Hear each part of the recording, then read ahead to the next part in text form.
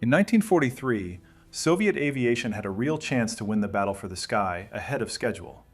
Polikarpov's newest machine surpassed the German Messerschmitts in every single parameter, and test pilots demanded that it be sent to the front immediately. Instead, this unique fighter was left to rot on the ground, forcing pilots to wage an unequal battle in vulnerable wooden lags.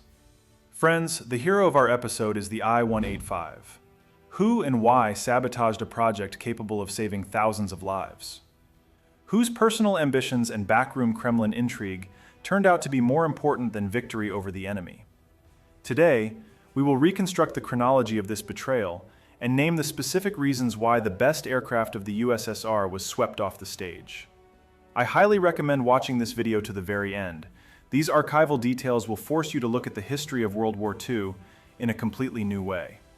The village of Popovka, Orel Governorate, 1891. In the home of a hereditary priest, Nikolai Polikarpov, a son was born. He was given the exact same name, Nikolai. The future in this family was mapped out in advance, like a school timetable. The father served in the church, the grandfather served in the church. The natural path for the son led to the exact same place, the theological seminary, and afterward to a parish. Nikolai walked this path obediently. He graduated from the seminary just as he was supposed to, but it was precisely in this obedience that a trap lay. A graduation document from a theological seminary in the Russian Empire of that era closed the door to any secular technical institute for the graduate, formally and almost irrevocably. A young man passionate about the exact sciences was handed a piece of paper that made him unfit for the very future he dreamed of at night. Most people would have stopped there. Nikolai did not. He chose a path that required not so much talent as sheer stubbornness, passing the entire high school curriculum as an external student, on his own, without a teacher looking over his shoulder, without a class schedule, and without the right to retake a test if the examiner doubted even a single answer. He took his exams at the first Orel Gymnasium. What others spent years on, Polikarpov had to complete in a matter of months. He succeeded. With his new diploma, the road to the institute finally opened, but it was not free. Nikolai entered the St. Petersburg Polytechnic Institute in the tuition-paying department.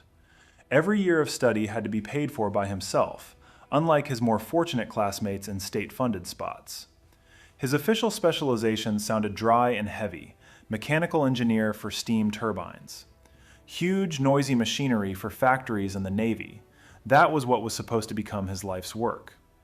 But during those same years on the vacant lots near St. Petersburg, something was happening that no turbine could ever dream of. Fragile structures made of wood, fabric, and steel wire were rising into the air, refusing to crash contrary to all mathematical calculations. To many in those days, aviation looked much like the first experiments with interplanetary flights would look today. Amusing but unserious, more of a circus act than an engineering discipline. The student, who on paper was supposed to be studying steam engines, began spending his free hours by the hangars where these flying machines were being assembled. He did not yet know that this interest would define the fate of an entire industry for decades to come. The priest's son, whose seminary diploma had almost blocked his path to science, was standing on the threshold of a field that at that moment was not even 20 years old. The man who noticed the student by the hangars needed no introduction even back then. Igor Sikorsky, a designer whose name was already echoing in the tight circles of aviators, took notice of the young engineer who possessed an unexpected grasp of practical details for a theorist. This was no casual passing compliment. Sikorsky secured a placement for Polikarpov at a specific enterprise, the Russian Baltic Car Works Joint Stock Company, whose aviation department was simply called Aviabalt. For an inexperienced engineer, such a placement was a massive stroke of luck in itself. What happened next can hardly be explained by luck alone. Polikarpov was not assigned a mundane desk in the drafting room.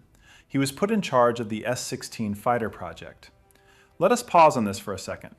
A person who has just graduated from an institute is given control not of a single component of a machine, and not of some minor calculations, but of an entire combat aircraft, from the very first line on paper to the finished machine in the air. For comparison, today, a graduate of an engineering university is considered incredibly lucky if they are allowed near a major project even after several years of working in a team. Polikarpov was not given those years. He was given a task and trust. At the factory, he proved himself not as a theorist with a diploma, but as a man who understood the machine from the inside out, down to the very last rivet. It was this skill, combining calculations with an innate feeling for metal, that would become his signature style for decades to come. The S-16 project was the starting point of his reputation. The young engineer, whose specialization on paper read steam turbines, turned out to be one of the most capable aviation designers of his generation. It seemed that only growth lay ahead. New projects, new machines, new trust. But 1918 was rapidly approaching, and with it, a moment that would force Sikorsky's former student to make a decision with no room for error. The year 1918 turned the lives of millions of people in the country upside down. It also upended the life of Igor Sikorsky. The designer made the decision to leave. The conditions for working in aviation inside the country had become extremely difficult during this period. Factories stood idle, funding vanished, and the future of the entire industry was cast into serious doubt. Sikorsky did not just leave alone. He invited Polikarpov to come with him. It was an offer with clear logic. Sikorsky already saw how he would build a new career outside the country, and he wanted to take a proven specialist with him, a man whose talent he had been among the first to recognize. Polikarpov refused. We do not know the exact words he used to explain his decision to Sikorsky, but we know the result. One of the two engineers boarded a ship, while the other remained on ravaged land, where it was not even clear if there would be anything to fly on in the coming years. Sikorsky's subsequent path entered the history of world aviation as a separate, brilliant chapter. Across the ocean, he would build a company that would become one of the world leaders in helicopter manufacturing, and his surname would become synonymous with an entire class of flying machines. Polikarpov was left without guarantees, without a stable factory, and with almost no resources. What makes a person turn down an offer of guaranteed success for the sake of the unknown in a ruined homeland? There is no answer in the archives. Only the decision remains, and what grew out of it.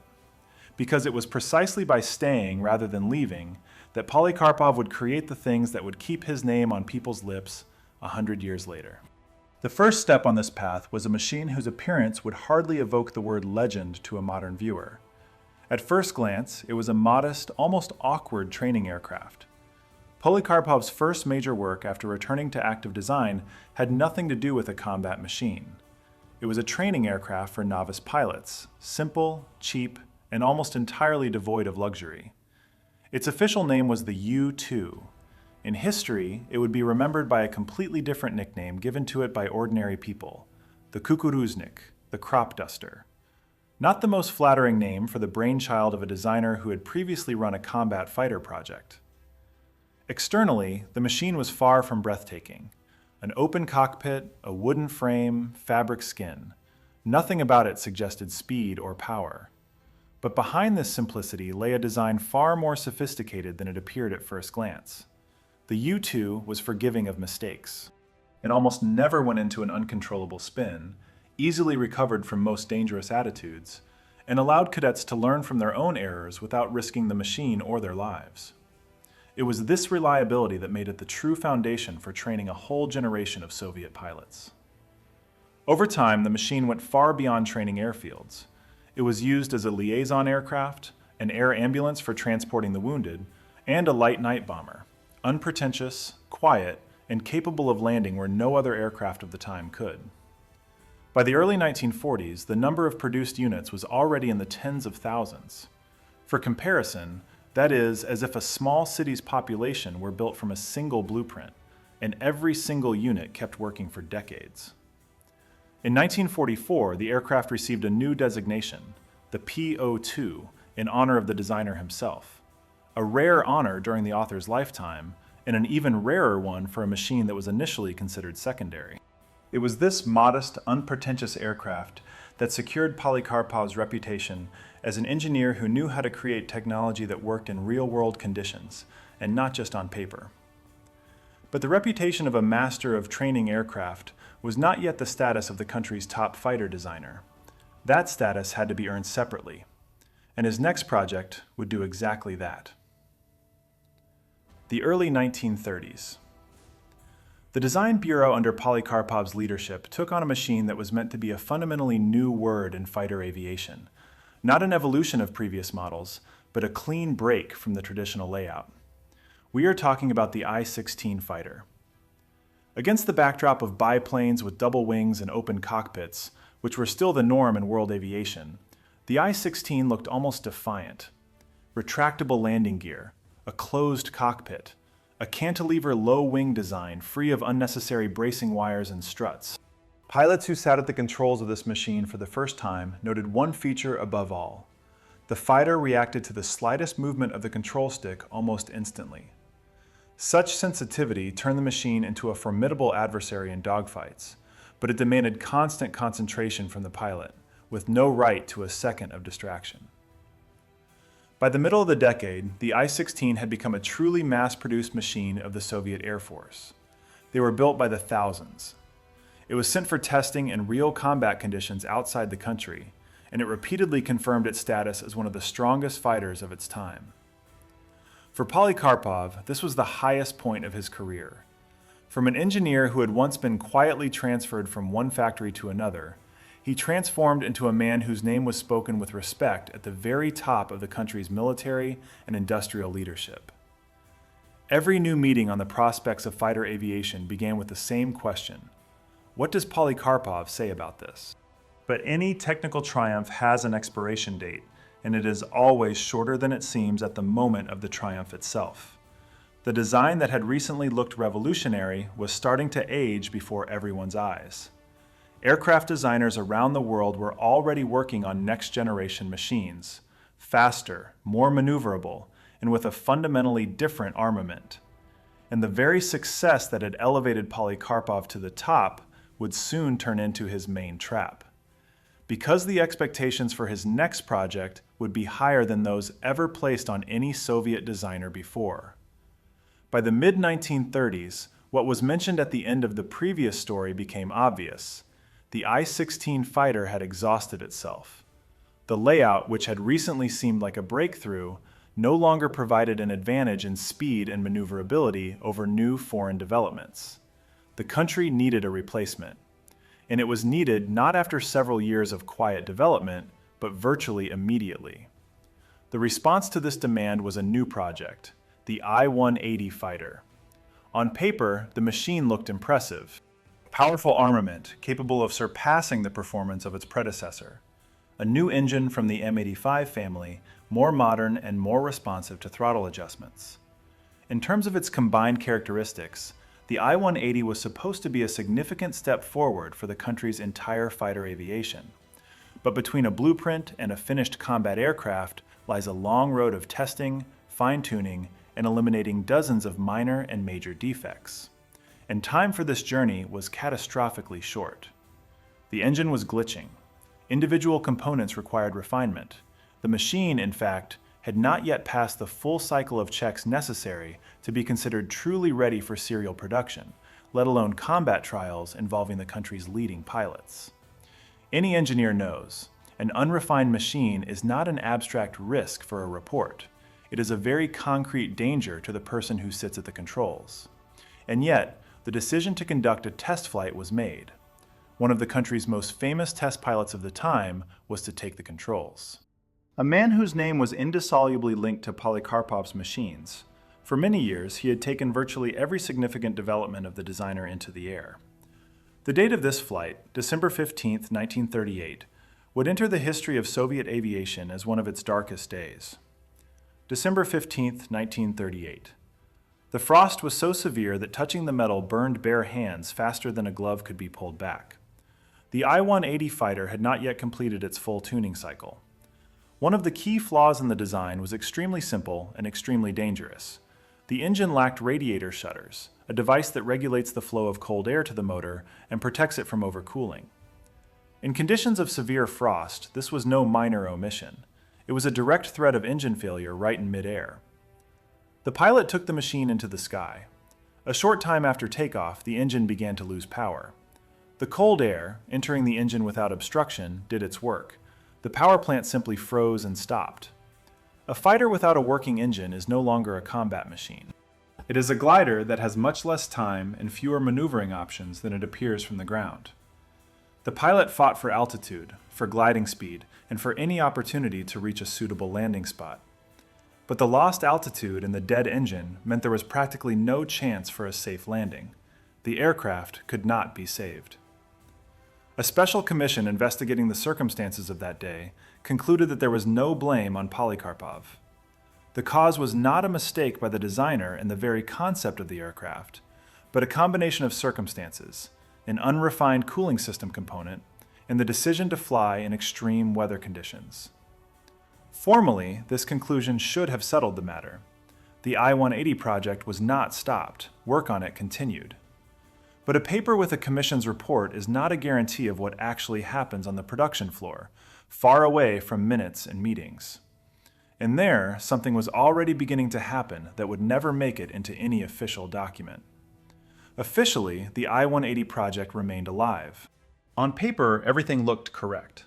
The commission cleared the designer of blame, work continued, and the machine was prepared for mass production. But between a decision on paper and a decision on the factory floor lies an entire abyss, which is rarely written about in official reports. Serial production of the fighter was to be launched at factory number 21 in the city of Gorky. This was a large enterprise with its own traditions, its own engineering staff, and, crucially, its own ambitions. At this same factory, they were already building the I-16 fighter, a machine that was fine-tuned, familiar to the workers down to the last detail, and required no retooling of the production lines. Parallel to this, the enterprise was developing its own project under the designation I-21, a development by the factory's own engineers, rather than in a visiting designer with his own team. This is where a story begins that is hard to call anything other than quiet resistance. Retooling the conveyor belt for a new, not yet fully refined machine meant risks, delays, and missed target quotas. Continuing the production of the already familiar I-16 meant stability and predictable figures in the quarterly report. The choice made on the spot was predictable from the standpoint of basic factory logic, and devastating for the fate of the new fighter. There were no formal refusals. No one signed a document titled "Terminate work on the project." Something much more mundane and far more effective was happening. Deadlines were pushed back, resources were redistributed in favor of other tasks, and priorities quietly shifted toward the already familiar production lines. This is what sabotage looks like when there is no single specific person with an obvious motive behind it. It is a system that quietly chooses the path of least resistance, while remaining entirely irreproachable on paper.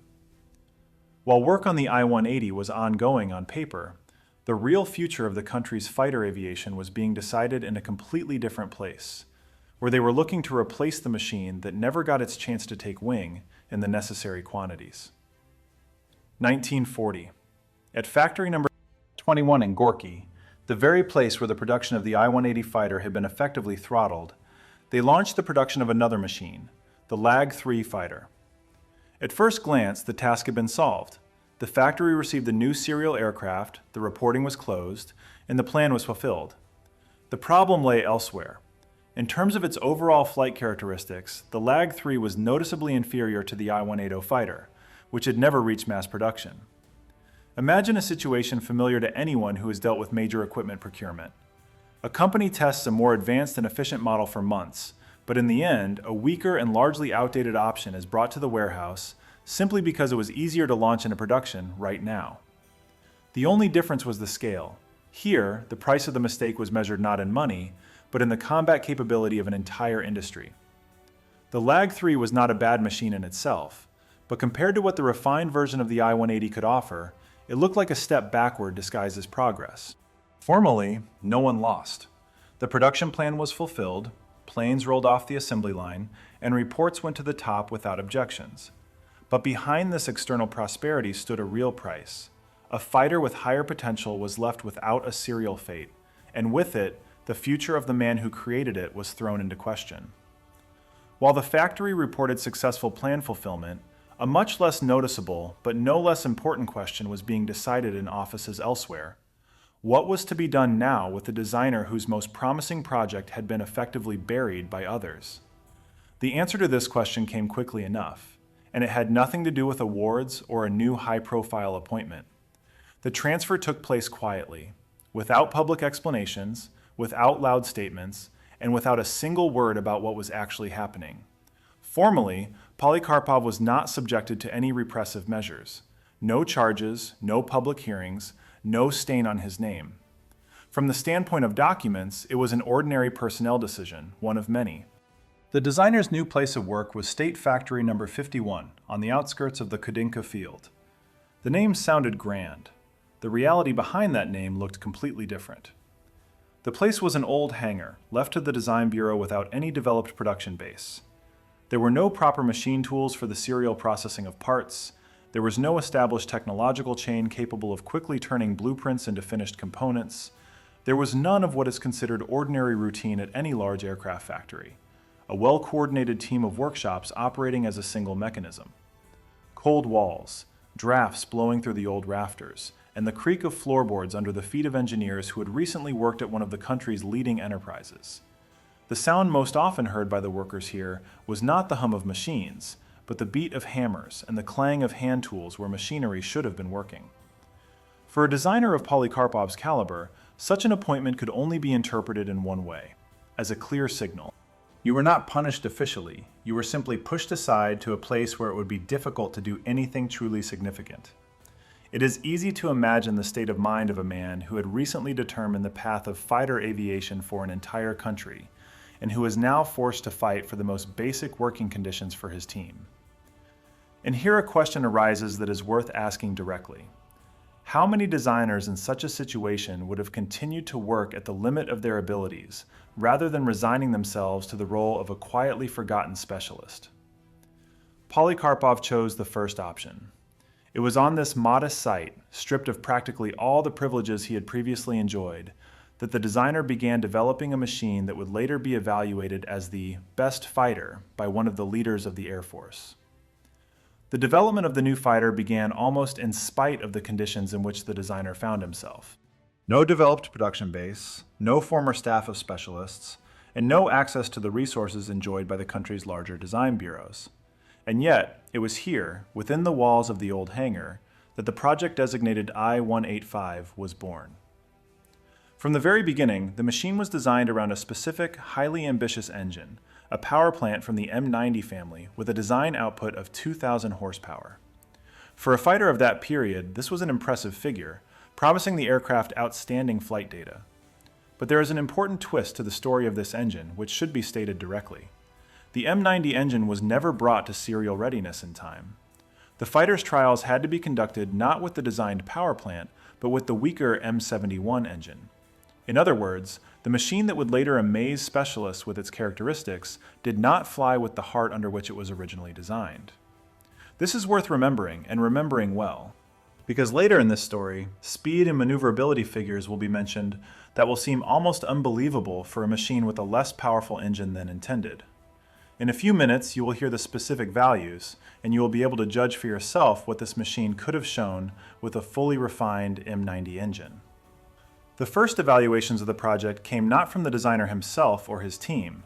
They came from military specialists whose job was to objectively evaluate new technology. In the cover letter of the Chief Engineer of the Air Force of the Red Army, Lieutenant General A.K. Repin, there is a phrasing that can hardly be called accidental or routine. The machine is called the best. Imagine for a second the weight of this word, coming from a man whose professional duty is to compare dozens of projects and not yield to personal sympathies.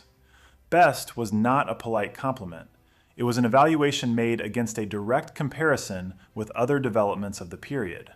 The designer, who had been pushed to the periphery of the industry, created a machine in a modest hangar without proper equipment that military specialists spoke of in precisely those terms. The next logical question remained. Would flight trials confirm this evaluation in practice, with figures that could not be disputed? The test airfield met the new machine without much ceremony. No orchestra, no delegations, no photographers. An ordinary workday, an ordinary runway, and a single fighter that had to show what it was truly worth today. We have already said, this specific prototype did not fly with the engine under which it was originally designed. Instead of the planned M90 motor, it had the weaker M71. In other words, the testers had a machine in front of them stripped of part of its potential before takeoff. And even in this cut-down version, the figures were such that they should be pronounced slowly, so that each number reaches the listener in full. Near the ground, using the engine's afterburner mode, the I-185 fighter accelerated to 577 kilometers per hour. At an altitude of 6,100 meters, the speed increased even further to 667 kilometers per hour.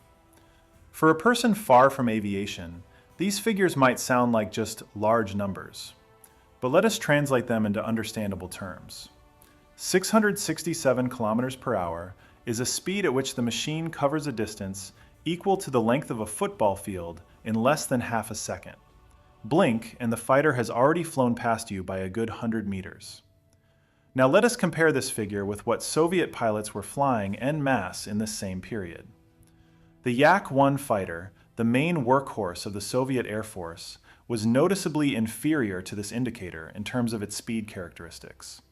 The Lag-3 was even more inferior, the very fighter that had once taken the place on the assembly line instead of the more successful I-180 project, the predecessor of the machine we are talking about now. It turns out to be a truly strange picture. A fighter born in a modest hangar without a proper production base, flying with an engine of reduced power, turned out to be faster than the serial machines that at that moment were considered the backbone of Soviet fighter aviation. At the same time, speed was far from the only advantage of the new machine. Pilots who sat at the controls of the I-185 for the first time noted another feature that is rarely found in a high-class combat fighter. The machine turned out to be surprisingly easy to fly. Usually the rule works the other way around. The higher the speed potential of a fighter, the more demanding the machine is of the pilot's skills, and the less room for error a pilot of average training has. High speed and ease of control rarely go hand in hand. The I-185 broke this rule. The air-cooled engine used on this machine added another practical advantage to the fighter, which is hard to appreciate on paper, but easy to feel in real combat. Such an engine was more resistant to damage, easier to maintain at field airfields, and did not require a complex liquid cooling system, which on other machines turned into a vulnerable spot if even a single pipe was damaged. Imagine an average pilot, just transferred to the front after an accelerated training course. On a demanding machine with sensitive controls, such a pilot simply has no attention span left for combat tactics. All concentration goes into just keeping the fighter in the air. On the I-185, this problem was almost completely removed. The controls allowed the pilot to focus on the main thing, on the enemy, on the maneuver, and on the position in combat, rather than on taming their own machine. The combination of these qualities, high speed, maneuverability characteristics, a reliable and maintainable engine, and controls accessible to average pilots, is rarely found in a single machine, even today, with all the modern design technologies. And in the early 1940s, such a combination looked almost incredible. And that was not the whole story. Because speed and maneuverability only decide the outcome of a battle by half, the second half depends on what happens when two machines finally close to the distance of real fire contact. And here, the I-185 had an advantage that no other Soviet fighter of the time possessed. Speed decides whether a fighter reaches the target first. But the outcome of a battle is ultimately decided not by speed itself, but by what happens in those few seconds when the gun sight catches the silhouette of the enemy. And here, the design solution embedded in the I-185 looked almost defiant for its time. On later versions of the machine, 3 synchronous 20mm Shevak aircraft autocannons were installed in the nose of the fuselage, systems designed by Shpitalny and Vladimirov, which were already well tested and reliable in production by then. 3 cannons. Not rifle-caliber machine guns, which by 1942 were still mounted on many serial fighters and required dozens of hits to inflict serious damage on the enemy. Exactly 3 fast-firing, large-caliber cannons synchronized with the rotation of the propeller and concentrated in the nose of the machine, where the accuracy of fire is highest. For 1942, such a concentration of firepower in Soviet aviation simply had no equal. No other serial fighter in the country carried such a concentration of armament. Imagine the difference between breaking a glass with one well-aimed throw of a stone and throwing a handful of small pebbles at it in the hope that a few pebbles will still hit the target. 3 synchronous cannons in the nose of the fighter worked exactly like that single, well-aimed, concentrated blow, without the need to riddle the enemy with dozens of minor hits. In January 1943, the machine finally passed the test that truly determines the value of any combat aircraft. Not range tests, but frontline conditions, real skies, and a real enemy. The feedback from pilots who took to the air in the I-185 in a combat situation for the first time was enthusiastic. And this is no exaggeration for the sake of a nice phrase in a script, but a direct characteristic of the documents of that period. It is easy to imagine a brief conversation on the airfield immediately after landing, when the engine is not yet cooled down and the pilot is just climbing out of the tight cockpit. "Well, how is the machine?" "Comrade Commander, I have never seen such a fighter before." "Be more specific." "It catches up with everything I've seen in the sky, and it hits on the first pass." "Is it difficult to fly?" "That's the whole point. It's easy to fly, and it hits like a heavy machine." Such a combination, high speed, ease of control, and concentrated firepower, is rarely found even individually. Here, all three qualities were combined in one fighter, and in a fighter that had not yet received its designed, more powerful engine. It is worth remembering, all this performance was achieved with the M71 power plant, which was less powerful than originally intended. A machine with a fully refined M90 motor promised to be even more formidable. But it is one thing to have positive feedback from individual pilots after a few flights. It is quite another to have a direct, documented comparison with the best machines of the opposing side in real frontline conditions. Such a comparison was soon to be made, and the place for this test was chosen not by the Soviet side, but by history itself, an area whose name by that time was already acquiring a symbolic meaning for the entire course of combat operations. The winter of 1942. The area of the city of Stalingrad became the place where the entire weight of combat operations on the southern sector of the front converged. It was here, in the skies over this area, that an event occurred that could be called a true technical exam for Soviet fighter aviation. The German side deployed a new modification of its main fighter to this sector of the front, the machine designated Bf-109G2. The difference in characteristics became apparent quickly and painfully. In terms of speed, rate of climb, and armament composition, the new German fighter was clearly stronger than the main Soviet machines of that period, the Yak-1, Yak-7, and Yak-9 fighters from Yakovlev's design bureau. The gap was not symbolic, but very tangible in real aerial combat. The situation looked slightly better with the La-5 fighter from Lavochkin's design bureau, but even here, the advantage of the new Soviet machine over the German fighter manifested itself only under narrow conditions, near the ground, and only when the engine's afterburner mode was turned on. As soon as they climbed higher or turned off the afterburner, the advantage vanished. A grim picture emerged. On a key sector of the front, Soviet pilots took to the sky in machines that, in most flight modes, were inferior to the new opponent. And now let us remember what we were talking about a few minutes earlier. In this very same period, in parallel, the I-185 fighter already existed, with a serial rather than experimental M71 engine. Not a project on paper, not a prototype in a single copy, a machine that had passed tests and was ready for mass production. And here are the dry figures of direct comparison. Near the ground, the I-185 fighter surpassed the new German Bf-109G2 in speed by 75 to 95 kilometers per hour. At an altitude of 3 kilometers, the advantage remained and amounted to 65 to 70 kilometers per hour. Let us translate this into understandable language. Imagine two cars pulling onto the highway at the same time. One accelerates to a speed at which the other has not even had time to gain full speed yet. That is what a gap of 70 to 90 kilometers per hour means for a fighter leading a dogfight on head-on courses, where the outcome of the fight is often decided in fractions of a second. While some Soviet pilots took to the sky over Stalingrad in machines that were inferior to the new German fighter in almost all parameters, another machine, faster, better armed, and at the same time easy to fly, was undergoing trials at the same time and receiving the characteristic simple and accessible to pilots below average skill. On January 29, 1943, the head of the Scientific Research Institute of the Air Force, Major General P.A. Losyukov, signed a conclusion, every word of which is worth hearing in full, without cuts and without softening. Here is what was written there.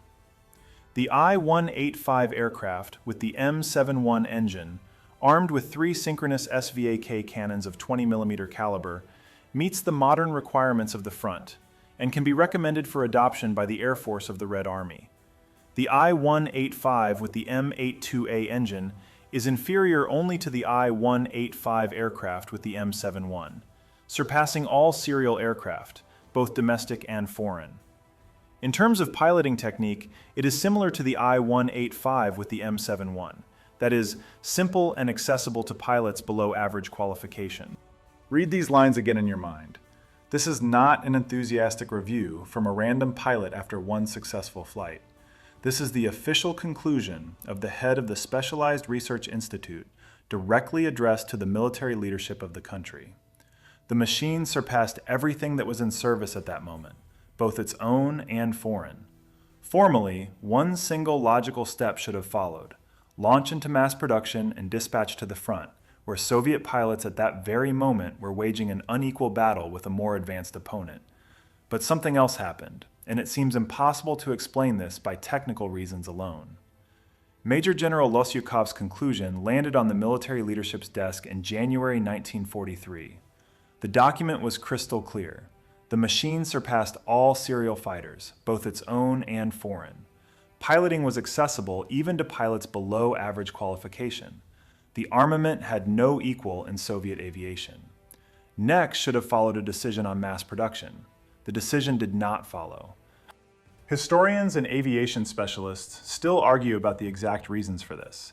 They cite various versions, from the workload of factories with the already established production of other machines, to the simple inertia of the system, for which retooling production always looks like a riskier step than continuing the familiar course, even if this familiar course is inferior in characteristics. A clear document with the wording, "The I-185 fighter is rejected for such and such a reason," does not exist. There is only the result. One of the best combat machines of its time never stood on the conveyor belt on a scale that would correspond to its real potential. At the same time, Polikarpov himself was not bypassed with recognition. For the creation of the I-185 fighter, the designer was awarded the Stalin Prize, one of the highest forms of state recognition of merit in that period. And here a contrast arises that is hard to ignore. The designer is presented with a prize for creating the country's best combat machine. Meanwhile, Soviet pilots continue to take to the sky in Yak-1 and La-5 fighters, machines that were noticeably inferior to Polikarpov's creation in terms of their combined characteristics. The award was there, serial production was not. These two things existed simultaneously, and one did not cancel out the other. Polikarpov, however, did not stand aside from the further development of aviation, shutting himself in resentment over the unrealized project. The designer was one of the first in the country to recognize the direction where the future lay: jet engines. He began to work actively in this very area, trying to lay the foundation for the next generation of machines that would replace piston fighters. He was not destined to bring this work to an end. In 1944, the outstanding designer passed away.